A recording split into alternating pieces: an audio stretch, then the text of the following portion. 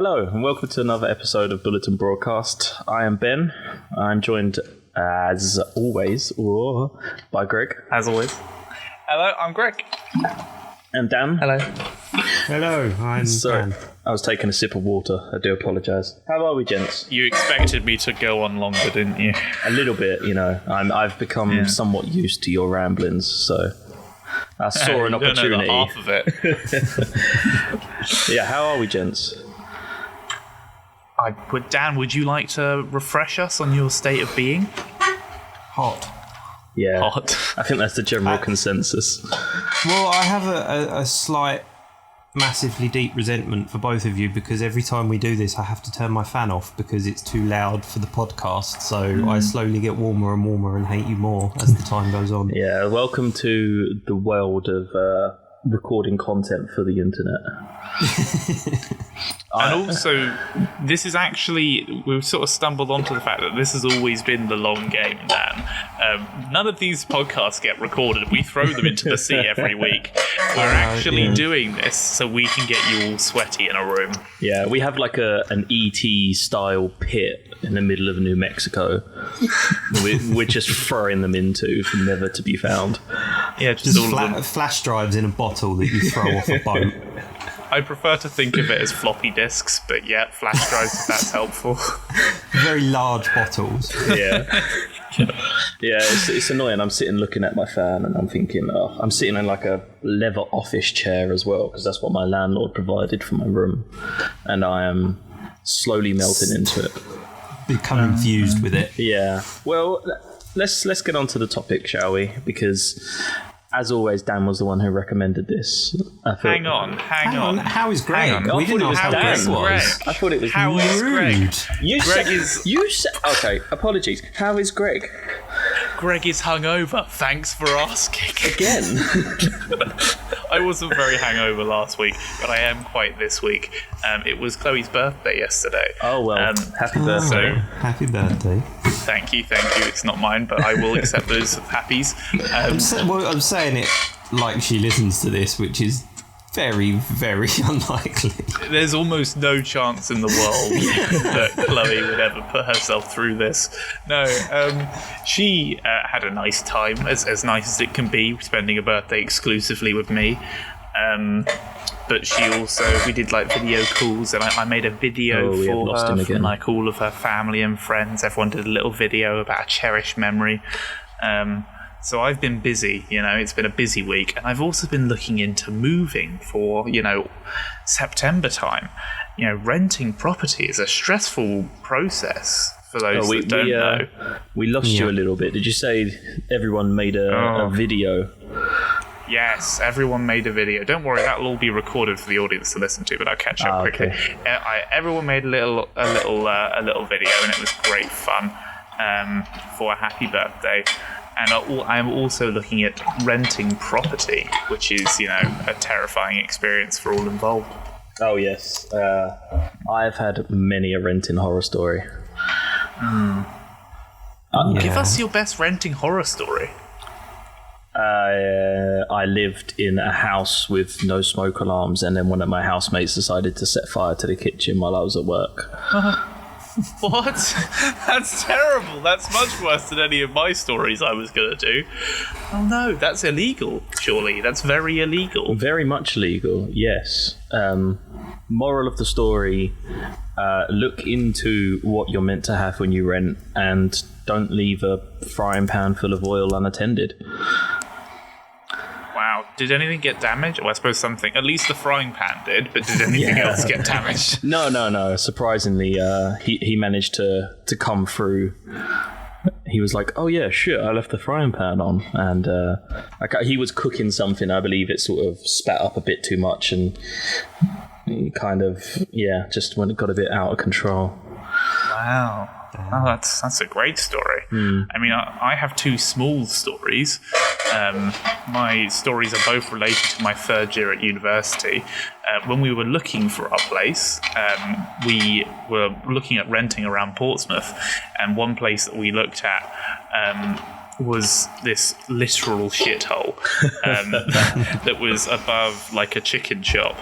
like right in the overlooking the high street.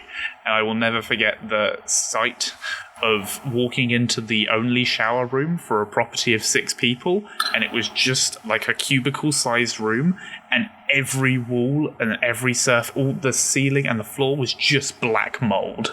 Oh, wow. Just black mold. So they all had to shower in there. All of them. They didn't have a choice. And we did not choose to rent that place because it was horrible.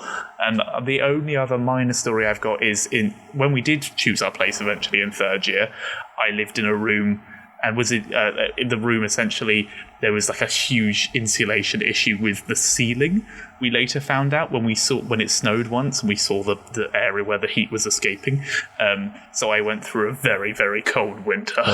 It was awful. I imagine you was very cold.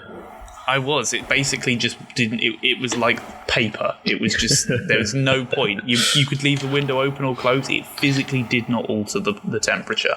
Well, I feel I need to apologise, Greg. I thought you told us how you was, mate. That's my mistake. All right. That's all right. You've actually reminded me of before we go on to the actual topic, one last horror story. I was looking at moving into an accommodation for uni when I thought I was getting into Middlesex in Hendon, which is like North London, and I knew I didn't want to share a bathroom, so I was looking for an ensuite room. And the guy was like, "Yeah, it's an ensuite room. It's like 3-minute walk from campus." And it was like relatively cheap. I was like, okay, I'll go have a look. So I travelled all the way from the east end of the tube to North London, only to walk into a, quote, ensuite room that was a box room in which someone had just installed a shower cabinet in the corner. And to top it all off, it was a roofless shower unit with no ventilation fan either. Oh, what? So I was like, ensuite in brackets then. Yeah, I was like, no, I don't think I'm coming back here. No. At least I imagine that you could probably just stand on the edge of your bed and pee in the shower. I mean, there are benefits, silver lining. Oh yeah, well, you know. It is a lining. Yeah. Okay, so on to our topic.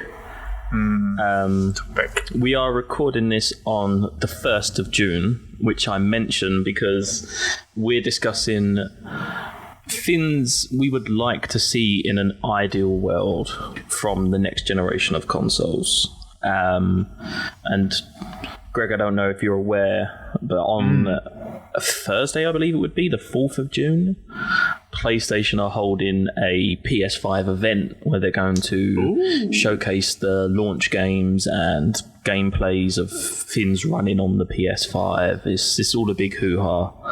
That sounds good fun. I mean, so in a way, we will either predict what they're going to announce, or we will announce better things for them. Yeah. Or they will listen to us and implement all of the things that we put in. Yeah, I was going to say, you know, we could be shaping the future. Yeah. Oh, that's good. That's powerful. That's something to put on CVs, guys. We shaped the future of gaming. Who wants to kick off with one? Dan should do it. He has many ideas. I have one. Yep. How do you know I have many ideas? Dan, I just wouldn't worry about it. That's what I would tell you. Every time you're worried about it, just don't. Right, go ahead, Dan. Okay. I want... There was something that they promised. I think Xbox and PlayStation both kind of had an idea of this and kind of mentioned it before the last iterations of the consoles come out, and that was having a second screen capability. So there was lots of kind of videos that came out sort of as the consoles came out or before, where there was all these really cool things that you could do by linking up a tablet to the console and it being kind of an extension of the game, kind of think Wii U, but a little bit less clunky. Mm-hmm. And from what I know, having played quite a few games on both consoles, they never really did anything with it. And that'd be something that I mean, if the technology's there, I'd like to see that implemented for the next consoles, maybe a little bit more usefully. I mean, if that makes sense. Theoretically speaking, the technology is there, because that's something that PC has been doing for many a moon. A friend of mine has 4 monitors connected to one PC. No, that's the dream. Yeah, I don't know. I'm here why. with two, like a pedestrian. I guess I don't know. I can't see a use for it, to be honest, man. Like, the only use I can see is in a streaming sense. Well, I mean, having a Wii U and having played a fair few games on it, it can be implemented in lots of kind of fun ways. I remember, I'm sure it was the PlayStation 4. I can't remember what game it was. Something, maybe Ghost Recon or Call of Duty, and basically you controlled a drone on screen, and the second screen saw what the drone saw. So you could position a drone as an extra set of eyes. So you'd have a screen that would show you kind of, you can position it around a corner or whatever to give like a tactical advantage. And I remember thinking that's a really fun idea, and thinking of other things that they could use it for, and then they just didn't. Okay, that's actually quite neat. That's pretty cool. I thought you was talking more of like a second monitor rather than, like, I realise now you're on about like a Wii U sort of situation. I mean, like in a Resi game, that would be amazing. You know, something like that with your inventory on a touch screen, and you could be like, oh yeah, just touch this, combine that, or like on the fly. Or imagine like one of the Resident Evil games where the second screen was the eyes of whatever was stalking you. Oh God, could you imagine that? Do you know what I mean? There's a million uses that I can't think of, but it's doable, and they've shown that they can do it. I mean, the Party Link games where you use your mobile as a controller on the PlayStation are brilliant fun. Yeah. But I just feel like they haven't really done anything with it in this iteration, and I'd like them to do more with it in the next one. It's quite a cool tool for developers, isn't it? I mean, even in a lot of games, I would be really happy with just having a second monitor that just had the mini-map on it or something. I would be really happy with that. Yeah, I mean, I think sort of two things. The first thing I was going to say is, like, the issue is it's similar to the touchpad on the PS4 controller. You know, that was meant to be this revolutionary part of the controller that, to my knowledge, other than Uncharted 4, where you clicked it and it opened your inventory, it was never actually implemented. Well, hang on. In Last of Us Remastered, you can shake the controller around a little bit and that'll recharge your torch. So, revolutionary. Oh yeah, but that's motion control. That's been around for a while. Like, there's a few games that I've played where you use the touchpad to control like an on-screen stylus type thing. Okay. So you move your finger around it and it controls something on screen. But again, that is another thing that isn't.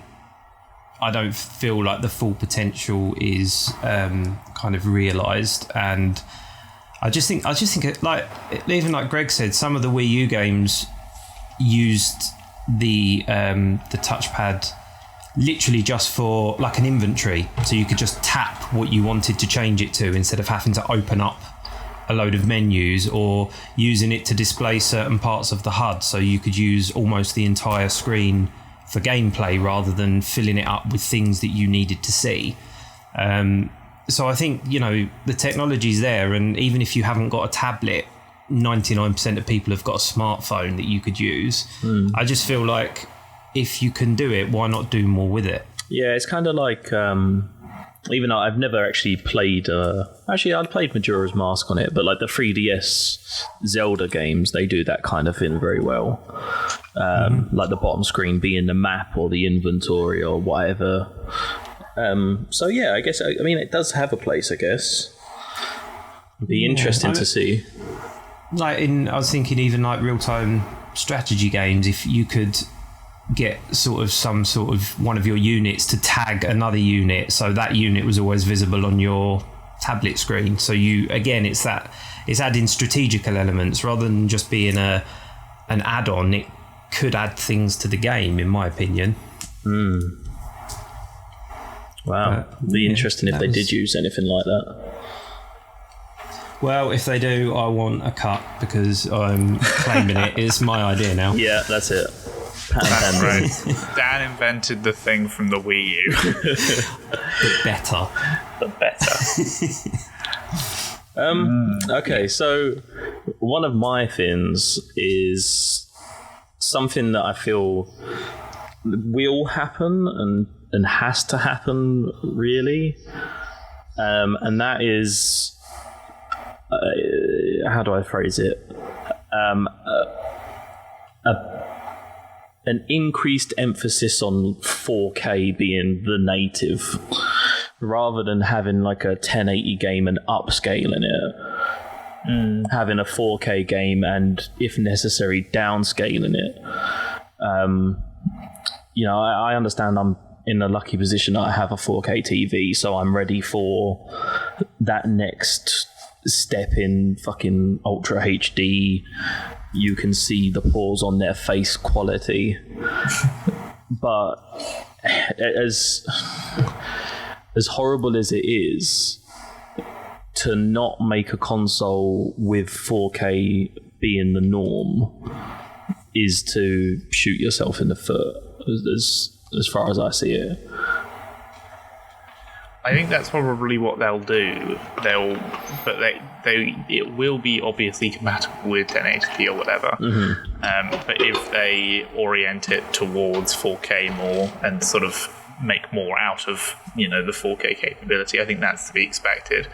I mean, as the sort of counter as that, I think they'll probably even make it compatible with, I guess, 8K is the one up from 4K. Yeah, I mean, in the way that my original Xbox One, which came with a Kinect, was technically and always has been compatible with 4K, but there's never been any reality in which it could ever run it. I think that's how they'll do it. I mean, they have to, really, like this upcoming generation. I mean, it's going to be here for what, 6 years, give or take. Well, they usually... It's weird, isn't it? Because this one might be a longer generation, because they're probably going to do halfway point consoles as well, like they did with PS Pro and Xbox One X. Because, I mean, this generation's been about 5 or 6 years, hasn't it? But wasn't the PS3 one? I feel like that was a bit longer. Like the PS3 and the Xbox 360. They came out in 2006, I believe. So it was like nearly a decade. A decade. I feel like the PS4 was 2014, maybe? No, I feel like 2014. I think it was 2014, yeah, so you're looking at 6 years. Yeah, I think they have to. Like, it's... as long as they make it capable, like compatible with 1080, but make the 4K the emphasis. I mean, this isn't really a shocking prediction, I don't think, but I think they have to. I agree. Having bought a TV this week, not like a top of the range Samsung kind of major brand or anything, but it's 4K and it was like 280 quid. Yeah. It wasn't massively expensive. And the thing about 4K, the same as kind of 1080p HD, is it will be the norm. In X amount of years, a couple of years' time, you won't be able to buy a TV that isn't 4K. Whereas things like 3D, that was an option if you wanted it, but it was never going to become the norm, if that makes sense. Yeah, it was like a gimmick. Yeah, so, the PS3 was 3D compatible in certain games. There's the kind of you can make it compatible, but with 4K, I think because that is just how things are going to go, I think you're right. I think they're going to have to. That's going to have to be the norm because, that's the way TVs are going. Yeah, and I think part of what the sort of things that they can exploit, what Ben's saying, comes in, is where they're making games and then sort of assuming there'll be a level of detail that you can maximize something in a way that you wouldn't necessarily be able to on a 1080p TV. So, for example, I still remember my jump from standard definition to HD, and it was with Call of Duty 4. and I went from playing it fine and thinking, I don't need HD, and then seeing that you could actually make out what was on the mini-map on HD, and thinking, that's so useful. I just thought it was like, you just don't even think about it in your head, but it was mostly just an aesthetic in the corner of the screen. It was very unhelpful. With HD, you could actually make out that these were dots, and the dots were enemies or friends, or, and I think that's the sort of gameplay, unlockability, like making good use out of the screen or whatever, that we can maybe expect. Although I suppose it's a very different sort of jump. I don't know. I might disagree with my own point I just made. Who can know? What's your... in these unknown times? Yeah. Well, I mean, I've been playing a few games like over the last couple of weeks on the Xbox One X. Is that the 4K one? Ooh, yeah. Yes. And so I've got my PS4 Slim on a 4K TV, so it isn't 4K compatible. And then playing some 4K games on the Xbox One X, I've got to say, I didn't really notice much of a difference, if any. Depends what games you were playing, I guess. A range. Because I mean, Streets of Rage 4, I didn't expect to see much of a difference. Yeah. But the Deliver Us the Moon one, and I played something else, I can't remember what, but I definitely remember it saying it was 4K, and I didn't feel like I know. It wasn't like Greg was saying, from SD to HD, I was like, my mouth agape. I couldn't believe how much of a difference it made, but I didn't really notice that jump going into 4K. That's interesting, because I was the exact opposite. Not for gaming, at least. Yeah. If I happen to go onto a channel and it's 4K, I'm like, oh my god, I can. Have they always been that ugly? Like it really does make a difference, I find, with TV, but gaming, not so much. Oh, I mean, like Ellie bought me my 4K TV for Christmas because we agreed that we would have one last Christmas where we kind of went all out, and then we were going to tighten the strings and save for a mortgage. And she knew I wanted a HD TV, like a 4K one.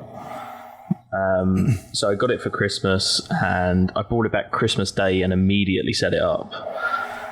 And Ellie was here. She was like, I want to see, like how good it is. I was like, okay. So at the time I was playing Death Stranding, and I booted it up, and the difference was ridiculous.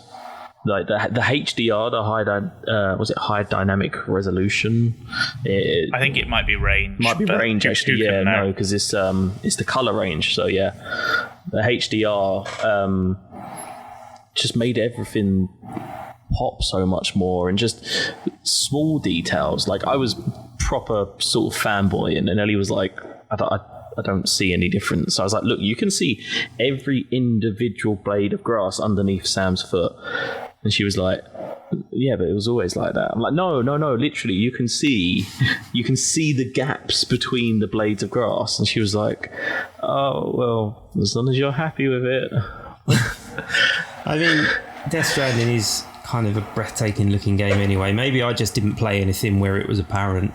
I hold my hands up that, I'm talking like 2 or 3 games over the last week. Yeah. This isn't something I've done in detail. But, yeah. Right, Greg, you said you had one prediction. I'm interested to see. I'm excited. Are these supposed to be predictions or things we'd like to see? Things you'd like to see. Things you'd like to see. Yeah. It could be anything, like a clock on the side or a whistle where the fan goes. Ooh, those are all really good, actually. Well, actually, I have 2 things. You lied. I've since come up with another. But this one is the most important thing, and I think you'll both agree with me immediately as soon as I say it, because fuck me, this is so essential. Please, can this next generation of consoles either have considerably bigger hard drives, or the games and be sensibly scaled so that they don't take up so much data? This was what I was going to suggest next. If you install Halo 5, probably one of the worst Halo games. It takes up over 100 gigabytes. That's a fifth of the real estate on my shitty original Xbox One. And it's for such a mediocre experience. And I just think to myself, you go through the ordeal of downloading all of that and waiting for the amount of time that you do, thinking I fancy giving it another go. Maybe it's okay. And then you play it, and then you're like, oh, it really isn't. And then you've gone through all that effort. Now you have to uninstall it, and then you can install 9 or 10 games that are actually okay organized for that space. Anyway, I'm getting off track here. Big hard drives. If I see any console that says that they're going to give me a terabyte, because I bet they're going to scale up the amount of data in each one again, I will point and laugh at a terabyte, because I bet a terabyte's going to be like 500 gigabytes in this generation. Yeah. Don't do it. Don't do it. I was going to say, you need... I feel like the consoles ideally need a 2 terabyte hard drive minimum. At least. Because, I mean, the way it's going, even now, the next generation doesn't come out for another 5 months or so, and even now we're getting like you said, Gregor, Halo being 100 gigabyte, Call of Duty Warzone, which is one of the biggest battle royales at the minute, 110 gigabyte install. Final Fantasy 7 was stupidly big install. Just over 100, I think. Yeah, I think it has to, because if they're going to make these games 4K and make them worthy of being the next generation, I don't think you can compromise on the file size. You can't compress that file size, because you'll lose all the quality of the models and the environments and stuff like that. Well, people tell me that it's not actually so much that it's that it necessarily will compromise on all of the space and things like that. It will compromise the quality, but actually they can optimize the space a lot more, but they're not spending that much time doing that, the actual developers, when they could be doing that.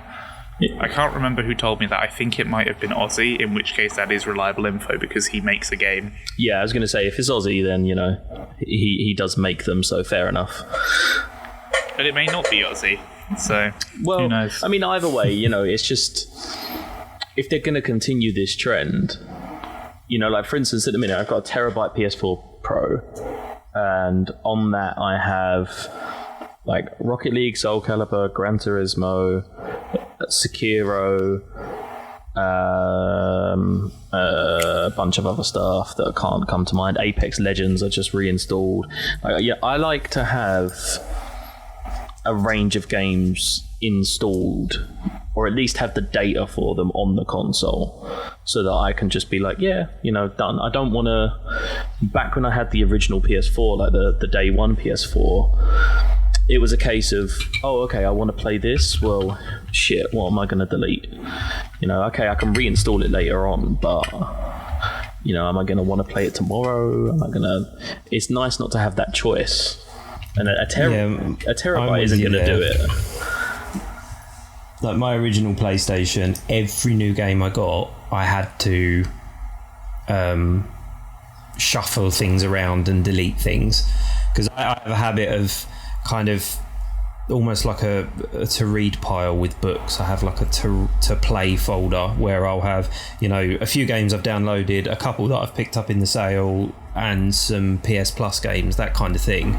And it takes up a lot of space, and I'm like you, I like to be able to kind of, if I fancy playing something, I don't want to then have to reinstall it and then wait for the patches or updates or whatever. And I just want to be able to, for example, Soul Calibur 6, I haven't played it in ages, but I know I will play it again relatively soon, so I don't want to have to delete it. Yeah, especially with Reese hounding you every single day to come and play. Well, yeah, that as well. But yeah, you're right. I don't want to have to if it's a terabyte and 100 gig. I think I read something that The Last of Us is going to be sort of between 100 and 120. I don't want to buy a PlayStation and 5 launch titles and then I've basically filled up my hard drive already. Yeah. It's just, yeah, I completely agree with you, Greg. They need to either optimize what they do and make them smaller, or just give us like 100 terabytes. That'd be fine. Yeah, just make a new hard drive as small as possible, and just we'll be happy. The way they sort of seem to imply that we should be doing this is that we should buy ourselves an external, SSD. If I've just dropped £450 on a console, I'm not dropping another 80 quid on an external hard drive. Exactly. Yeah. Who does that? It's like, plenty of people have got plenty of money, but no one wants to spend £80. It's insanity. What is this world coming to? These first world problems have never been more problematic. Yeah. I don't know though. My gut's telling me it's going to be a terabyte. I don't know why. Yeah, I can imagine. I imagine what they'll do is much like Greg was saying, how they'll do like an upgrade halfway through the generation. I reckon we'll start with a terabyte, and much like they did with the PS4 and the Xbox One as well. Actually, people will bitch and be like, "Oh, I'm having to shuffle stuff around," and they'll be like, "Oh well, funny you mention that. Here's the PS5 Pro Plus with a 2 terabyte hard drive," and you're like, I hope they don't do what they did before and have different launch models with different sizes. I hated that. I almost guarantee it. Oh no, but they didn't do that this time. Yeah, but I mean, we're due for one, surely. Can we also just quickly agree that Xbox needs to sort their shit out in terms of their naming system? Because what is going on? We've gone from the Xbox One to the Xbox One S to the Xbox One X to the Xbox Series X. What is going on? I don't understand anymore. This is so indistinguishable. This is so this is the opposite of grandma proof. No one knows what's going on. It's because Steve Jobs and Bill Gates went to the same seminar on naming things. And that's why iPhones and Xboxes are always going to be confusing. I've decided. It's terrible. PlayStation have got it right, and have always had it right, because everyone knows that you go up by numbers. Everyone knows how numbers work. What are you doing, Xbox? They have to be that edgy person, don't they? They really don't. Slap them. I can't see the benefit though. Like, I get. Sometimes I get it, like with things like Windows and things like that, but like, when it comes to consoles, all you're going to do is confuse people. I don't see the benefit of, like, what's wrong with just calling them 1, 2, 3, 4, 5. It's just, I can't see what the benefit to calling them all these weird names is. Yeah, but I mean, look at like Nintendo have been doing it for ages. You've never had other than the Wii and the Wii U, they've always been new names. The same as, if you go back years, like Sega, like the Sega Saturn and Sega Jaguar, and what was it, Atari Jaguar? I believe it was an Atari Jaguar. Atari Jaguar, yeah. Yeah, but like even then they were not numbers. It was only really PlayStation who were like, But they're all using different words. Yeah. Xbox Series X does not sound different to an Xbox One X. These are almost identical concepts, and like there's nothing distinguishable in there for people to properly grasp what the hell is going on. It's like with the Wii U. When the Wii U came out, and for about 4 or 5 years after it came out, I did not know it was a separate console to the Wii.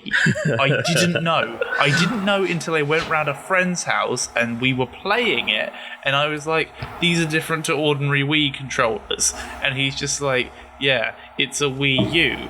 And I'm just like, what are you talking about? Because I didn't know, because the branding is terrible. A Wii U, what is that? Yeah, but I feel like, so way back when they announced that the Wii U was coming, I feel like that was a secondary thought, because the way that it was originally talked about was that the Wii U was going to be the pad So the pad was going to be new, but it would play on your Wii. Yeah, it sounds like a peripheral for like the Wii already existing, don't it? Like, you know. I think that's what they were originally planning on doing, but then I don't think the Wii had the capability for, because I remember that Nintendo released some sort of advert type thing, and it was original games, it was current Wii games, and how the pad would the touchscreen pad thing could be used with those games. Okay. So there was one where they put it on the floor and it had the golf ball on it, and you used a Wii controller as a club. There was, I can't remember any others. That was the one that sticks to mind. So I think that was an afterthought, that they were like, actually, we need this to be a console. I mean, I could be completely wrong, but you might be right. Given how poorly that console did, could be the level of thinking that went into it. Yeah, I still bought one, but yeah. Well, yes, but Dan, you own all of the consoles. Yes. Yeah. I will not allow a Wii U into my home. I'm going to sneak it in next time. I'm going to come and visit and just be very rectangular, and you'll be like, why? Just sneaking a Wii U into your house. I mean, I doubt it. I've trained my dogs to hunt Wii U's. They are like bloodhounds. They are not. Jeez. If you ever meet my dogs, they are old dogs that are like blind and deaf and just say hello. No, it's nice though.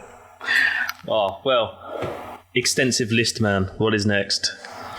Pick on them. I love how I didn't need to say who I was talking about. He just knew.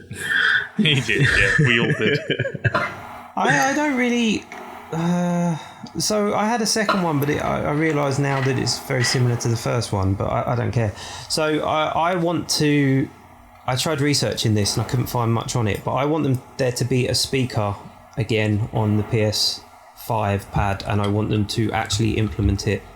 Because that was a similar thing, you know, talking about the second screen, but there are some games that use it to great extent and it works brilliantly, but there's about 4 of them out of 1,000 or however many games there are for the PS4, and I feel like, considering they tried to make it a selling point, if they do it again, I feel like it actually needs to be used. So I don't know about Xbox and what they're planning, but I know that the DualSense, the PS5 controller, has a built-in microphone in the controller as well as an output speaker.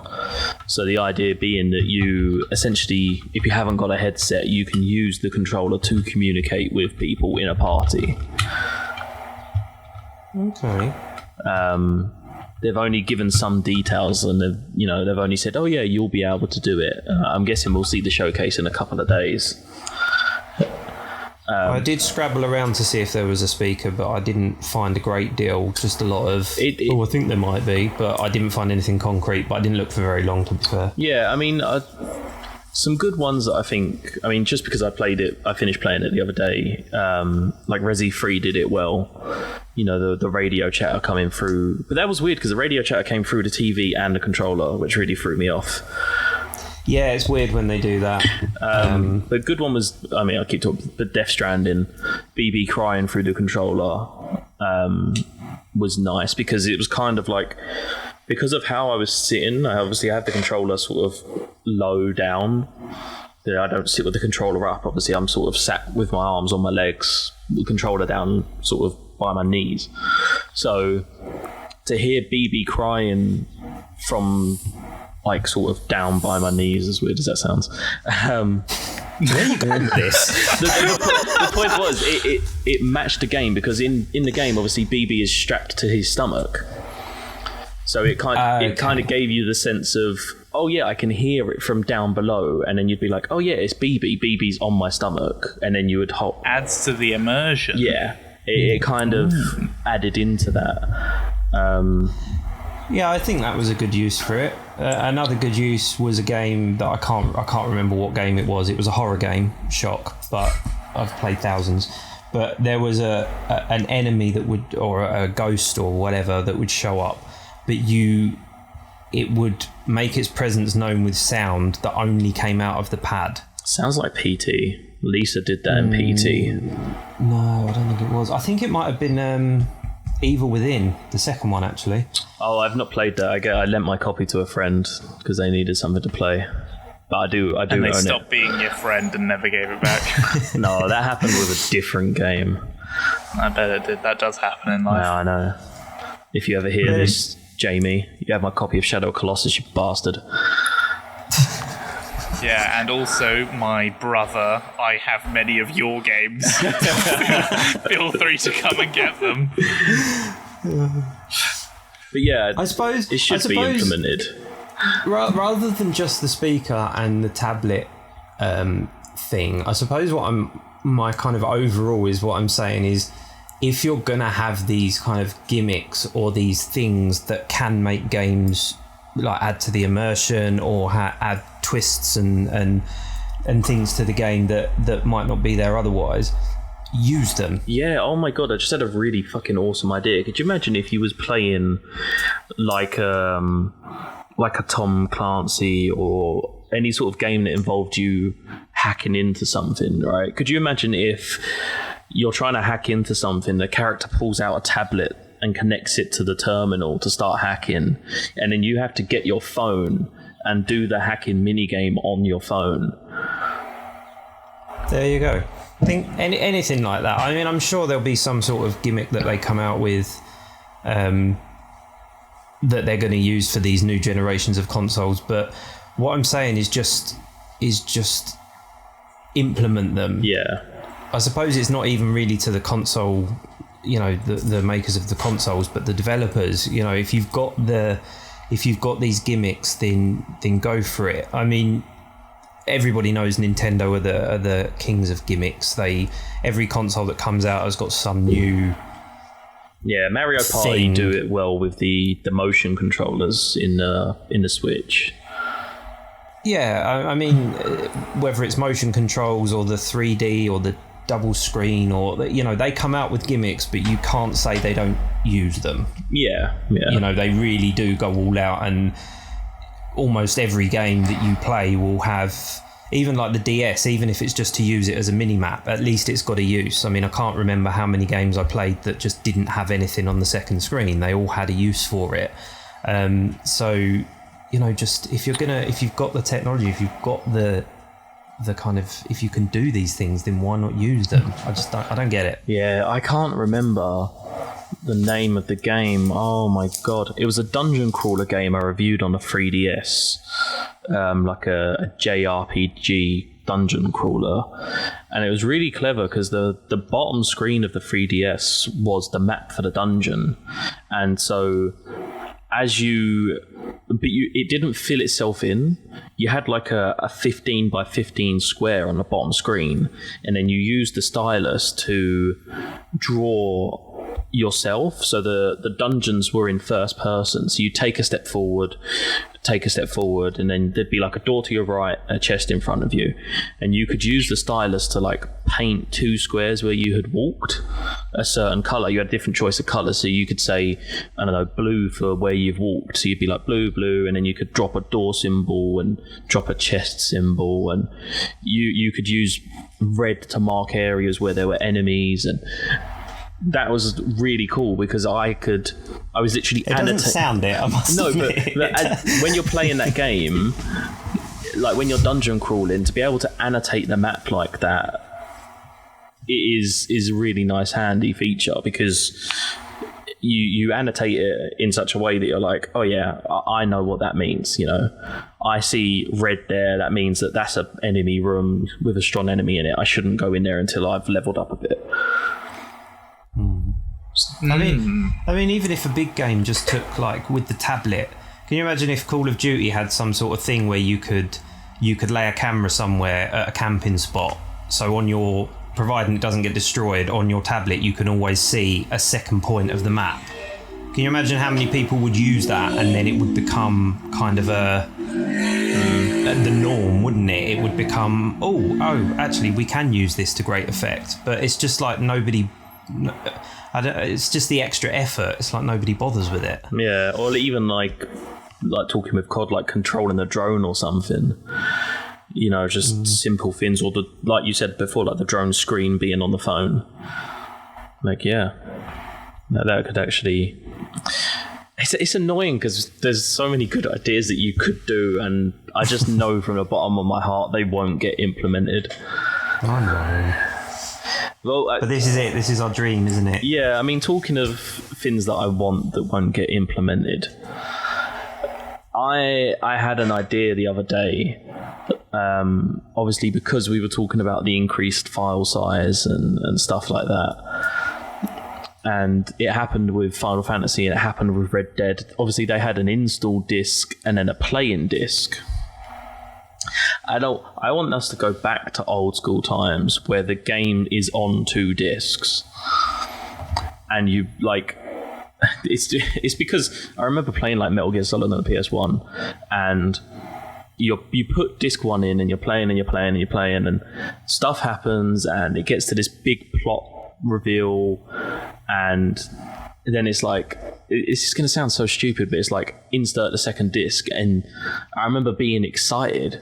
I remember being like, oh, holy shit, like I need to, like, you know, take the disc out, put the next disc in. Like, I want that back. That's just my personal thing. It doesn't serve any purpose. I just want that excitement of being like, oh shit, I need the second disc.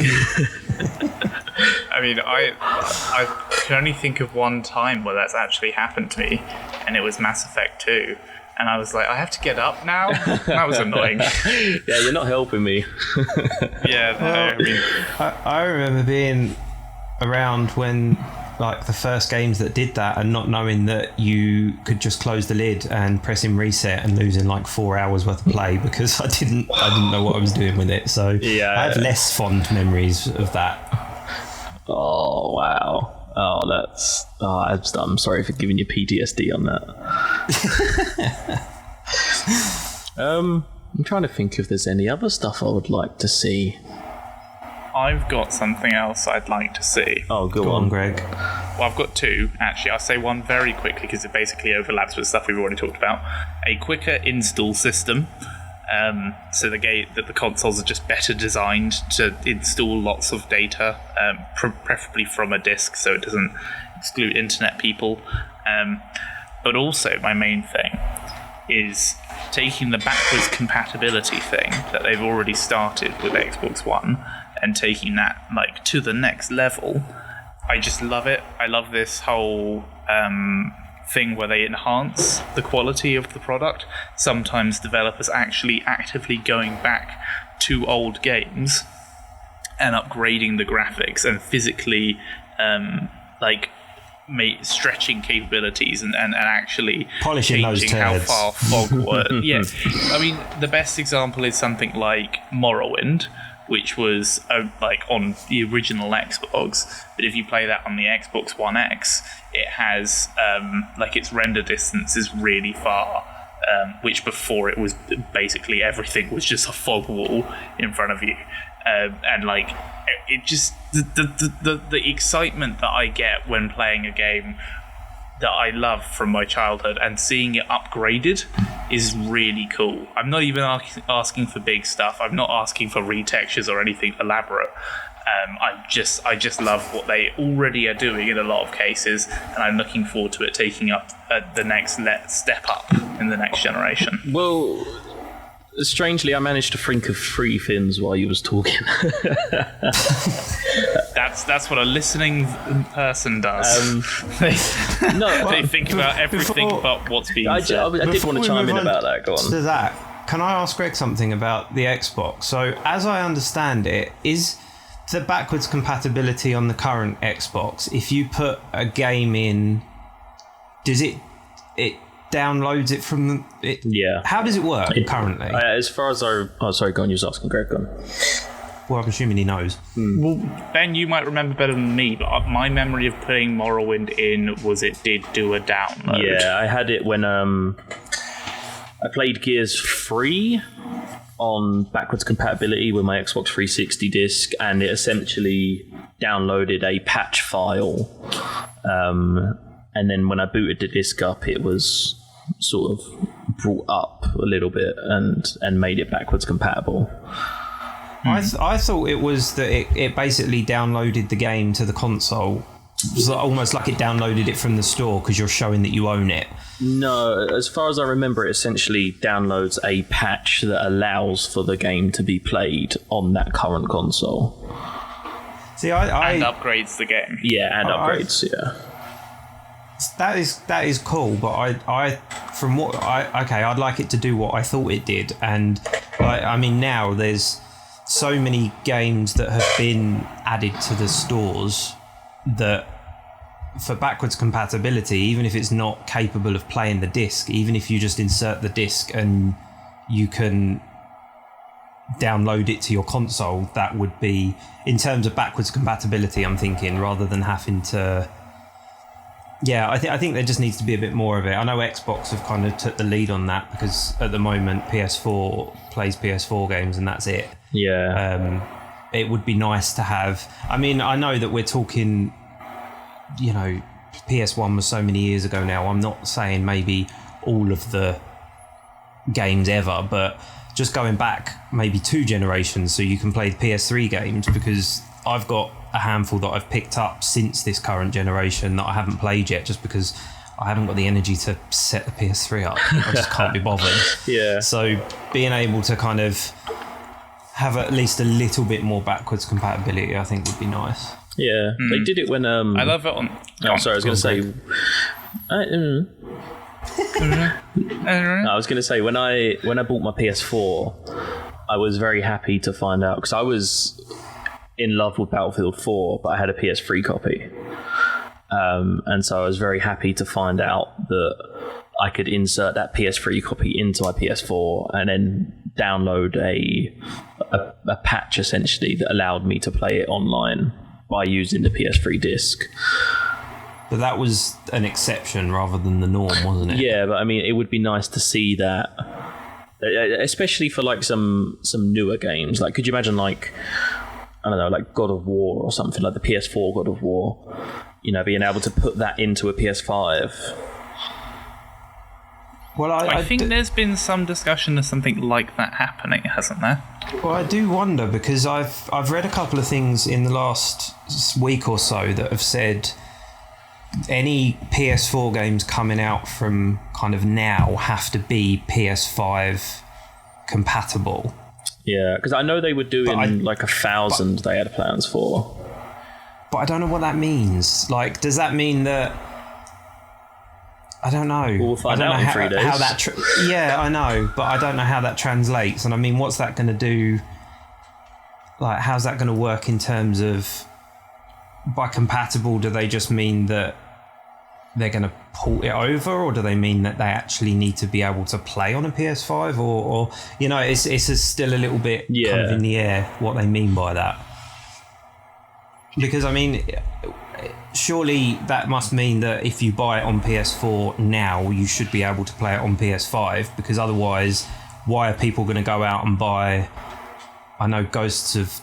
oh, yes, that game. Tsushima, whatever it's called, and Last of Us are 2 that are going to be on the PS5, but why would you buy them if you have to buy them again in 4 months, 5 months' time? I would imagine it'd be a patch situation.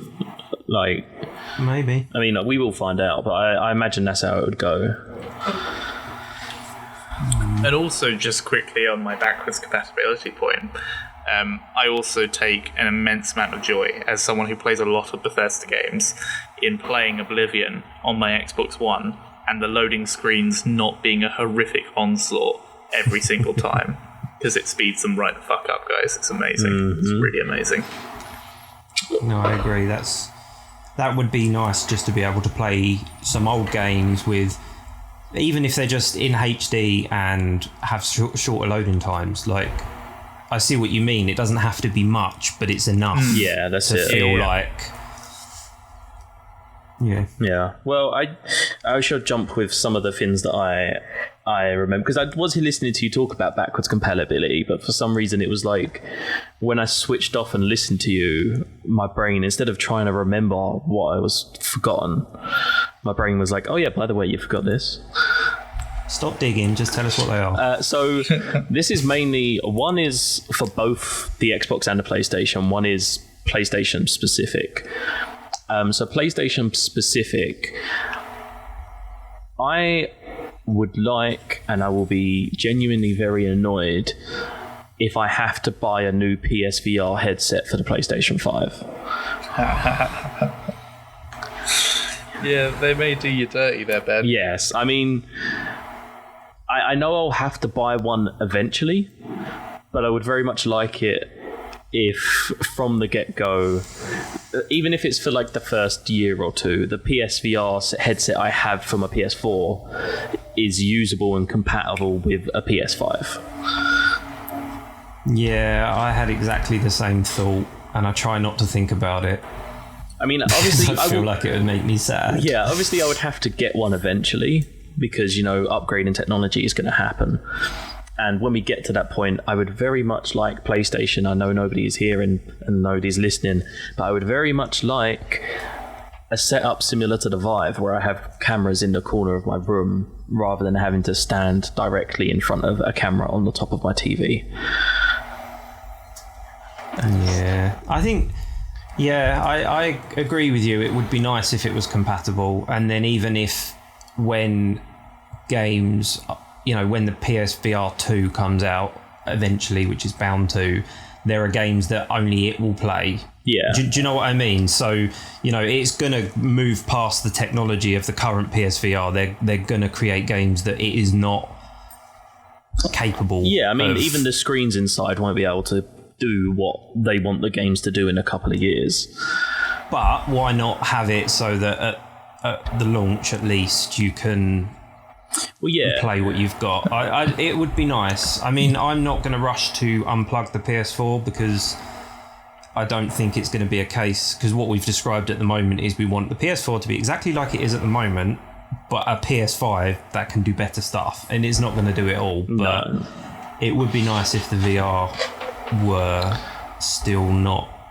Yeah, you could use it. I'm looking at getting a PS5 next year, like the year after launch, just so I can get If I don't get one for Christmas, I'm going to kick someone. Well, here's your advance warning. I'm not getting you one for Christmas. I'm going to kick you anyway. But I can't remember what I was going to say now. Oh yeah, I don't want to have to. You know, there's talks of the price tag being like £450 to £500.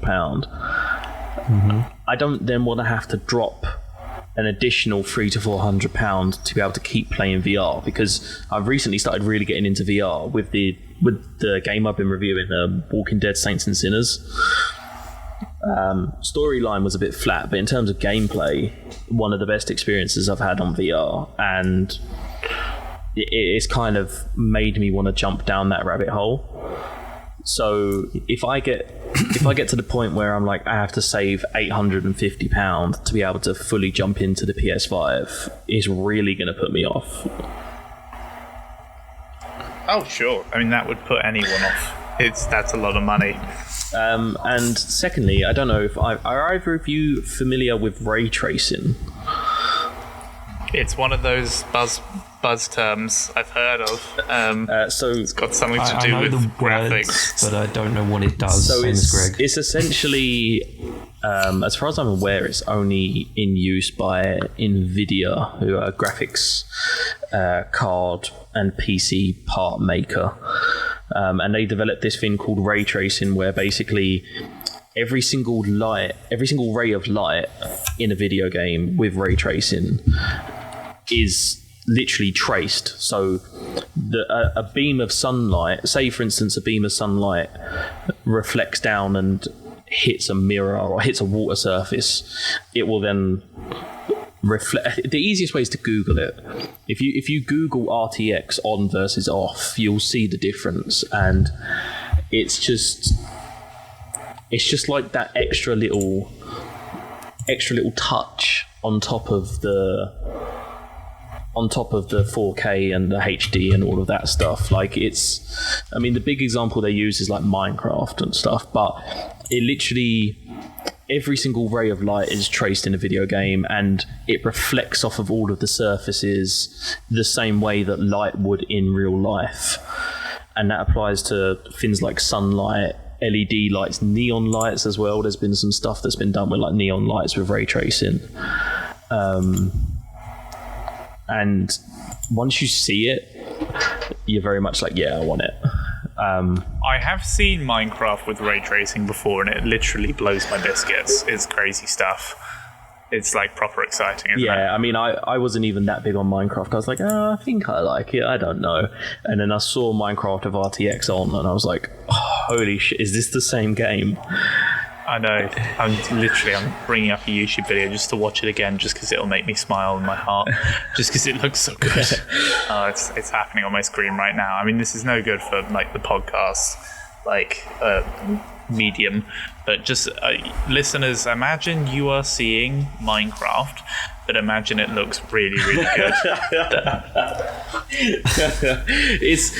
I will Google it, probably not with Minecraft, because I just don't get Minecraft. Deliver us the moon to it. Yeah, I was going to say, the game I reviewed recently, there was a lot about ray tracing for the PC version, and obviously I wouldn't know it unless I look it up, but yeah, I'll have to look into it. Yeah, Deliver Us the Moon with the ray tracing is nice, because it's things like with ray tracing off, like the light reflects off the moon and hits the astronaut's visor, and it is just kind of there. But with RTX on, it hits his visor and kind of creates like that glare, that reflection, as if light is actually hitting the visor of his helmet. I can imagine it's stunning, because the game is pretty beautiful anyway. The lighting effects are actually very, very well done anyway, so having an extra element, however it looks, I can imagine it would just make everything better. Yeah, I'll have a look at a comparison. Yeah, I don't think it's doable as far as I'm aware, because at the minute it's like you need a hella good NVIDIA graphics card to be able to have ray tracing. Is it not coming to consoles at all? As far as I know, I have not heard anything about it. It's like... That'd be so amazing if it did. It looks really good, doesn't it? Yeah, it's one of those things like, you know, only the £700 plus NVIDIA graphics cards do it. Damn. Yeah. Why was I not born a millionaire? I don't understand. Well, we never know. They might surprise us. I mean, if they bring ray tracing to the to the next generation, I would actually be very tempted to get one this Christmas. I don't want to.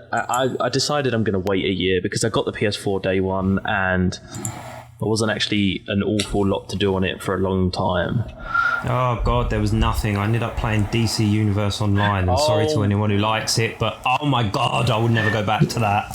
Same, Dan, and it is a steaming pile of shite. Yeah, so I kind of... I don't mind. Like, I'll wait, I'll get the money together, you know, I'll let the library build itself up a bit, and then I'll jump in. Everyone says that, and then they're like, oh, this one looks kind of okay, and then they just get jealous of everyone else and just do it. The thing I don't understand is, like, so like Cyberpunk 2077, right? They're doing a limited edition Xbox One for Cyberpunk Collector's Edition, even though the game comes out, when is it, June? This month comes out a bit later. It comes out soon. And the next console is coming out in 5 months' time. Well, that's what I was saying with Ghosts of Samurai game and Last of Us and that one, and then I think the Avengers is another big one. There's like a load of big games that have all been pushed back, and now they're all kind of coming out clustered together, very close to the new console. So... Because, I mean, the new consoles, they've said holiday season. Well, technically, the holiday season is anywhere from kind of October to December. So they could be coming out as soon as 4 months' time, potentially. So it's kind of... Yeah, I don't... I'm in that position of... okay, well, what do I do? Do I keep the pre-orders? Do I not? Do I wait? Do I? Yeah, it's a weird. The timing has all gone weird because of. Well, just think, as of Thursday, we will know whether my ramblings for the past 6 months about Horizon Zero Dawn 2 being a launch title for the PS5 being true. So, you know, I guess Thursday I will either eat my words or revel in it. Well, I think you can only revel in it if someone disagreed, and no one did. No, I'm a sore winner. I will revel in it regardless. Like, I'm not even gonna lie. I mean, like, guys, I was right, and they were like, "Yeah, well, we never said you wasn't." Yeah, but I was right. Yeah. So, Greg, would you like to do the podcast just me and you if it is a launch title for next week? Yeah, that's fine. You and me, Dan, we'll chat the night away. It'll be something. The chin wag session. Oh yeah, that'd be nice. I mean, we'll call it the waggers. Considering the conversations I've heard you guys having before we record the podcast, it would definitely be interesting, I have to say. Well, we are still waiting for a Soul podcast on Apple-based. I mean, the Apple cast is coming. Genuinely, right? Like, I mean, we can look into it. The Wumpa fruits count as apples? Are we classifying that as an apple? Apples and apple-like fruits, I will be fine with. Okay. I mean, we could genuinely look into it. Next week is Applecast. That is confirmed. Audience, I look forward to it. Oh, wow, okay. Thank you, gentlemen. Mic drop. Yeah, just mic drop. That's it. There's nothing else to say. Mic, but that is a really good place to stop. Applecast confirmed. I can't wait. Applecast confirmed.